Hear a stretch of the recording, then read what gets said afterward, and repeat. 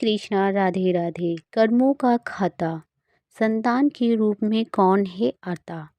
मनुष्य का जीवन एक चक्र की तरह है, जहाँ जन्म और मृत्यु केवल एक पड़ाव है। आत्मा ना तो जन्म लेती है और ना ही मरती है। यह केवल विभिन्न जन्मों में विभिन्न शरीर धारण करती है।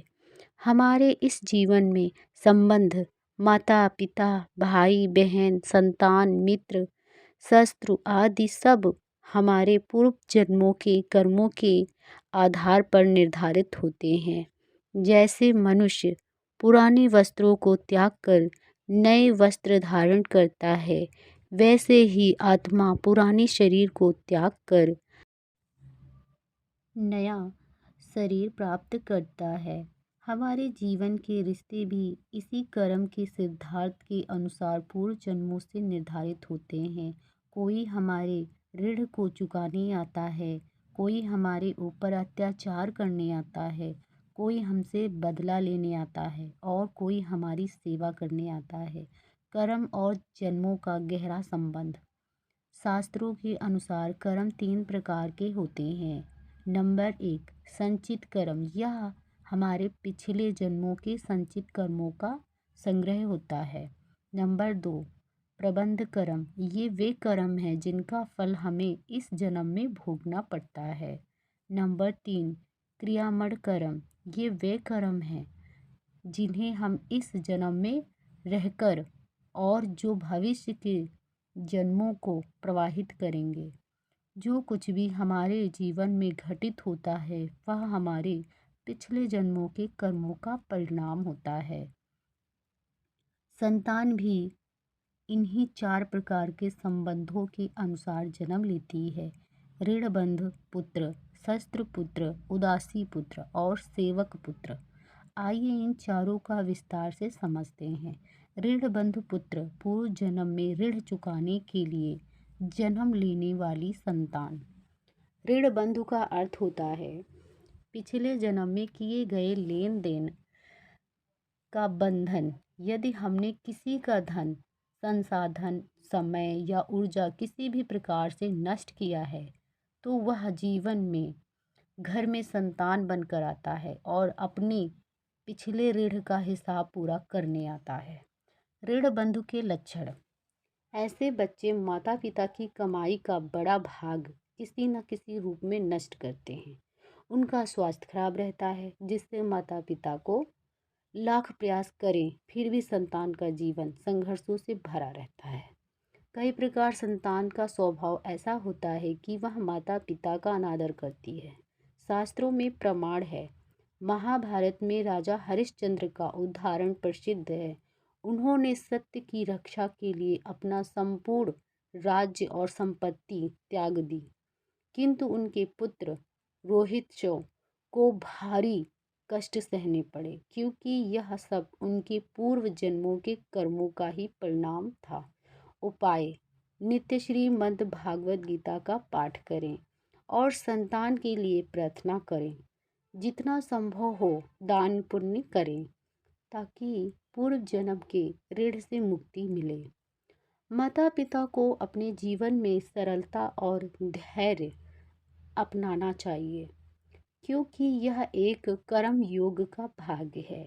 नंबर 2, शस्त्र पुत्र। पूर्व जन्म का शस्त्र जो बदला लेने के लिए संतान जन्म लेता है। कई बार ऐसा होता है कि माता पिता का अपना ही संतान के साथ बहुत ही अधिक विवाद होता है। वह उनकी भावनाओं को नहीं समझते, उनकी अवहेलना करते हैं और कभी कभी तो मारपीट तक करने लगते हैं। यहाँ इस बात का संकेत हो सकता है कि वह पूर्व जन्म में आपका कोई शस्त्र रहा होगा जो इस जन्म में संतान बनकर आया है। शस्त्र पुत्र के लक्षण। बचपन से ही माता पिता के प्रति विद्रोही स्वभाव। माता पिता की भावनाओं और मान सम्मान की कोई परवाह नहीं करता है। अनैतिक कार्य में लिप्त रहता है और माता पिता को बार बार अपमानित करता है। माता पिता से लड़ाई झगड़ा और मन मुटाव बना रहता है। शास्त्रों में प्रमाण है। रावण और विभीषण का उदाहरण इसका स्पष्ट प्रमाण है। रावण का स्वभाव अधर्म की ओर झुका हुआ था, जबकि विभीषण धर्म के मार्ग पर था। इस कारण दोनों के बीच संघर्ष रहा। उपाय: माता पिता को सहनशीलता और धैर्य रखना चाहिए। संतान की आध्यात्मिक शिक्षा पर ध्यान देना चाहिए। नियमित रूप से भगवान की आराधना करनी चाहिए और संतान की शांति के लिए महामृत्युंजय मंत्र का जाप करना चाहिए। नंबर 3, उदासी पुत्र। माता पिता के प्रति तटस्थ रहने वाली संतान। कुछ संतानों ने तो माता पिता से प्रेम करती हैं, ना उनसे घृणा करती हैं। वे पूरी तरह से तटस्थ रहती हैं और अपने माता पिता की किसी भी बात की चिंता नहीं करते। उदासी पुत्र के लक्षण: माता पिता के सुख दुख से कोई सरोकार नहीं होता। बचपन में माता पिता के साथ अच्छा व्यवहार करते हैं, लेकिन बड़े होकर अलग हो जाते हैं। माता पिता की वृद्धावस्था में उनकी देखभाल नहीं करते। शास्त्रों में प्रमाण है। कई राजाओं के पुत्रों का इतिहास देख सकते हैं जो अपने राज्य और माता पिता को छोड़कर साधु बन गए। वे मोह माया से मुक्त होकर संन्यास का मार्ग चुनते हैं, जिससे माता पिता अकेले रह जाते हैं। उपाय: माता पिता को संतान से अधिक अपेक्षा नहीं रखनी चाहिए। स्वयं को आत्मनिर्भर बनाना चाहिए। भगवान पर भरोसा रखते हुए भक्ति के मार्ग पर चलना चाहिए। नंबर 4, सेवक पुत्र। माता पिता की सेवा करने वाली संतान।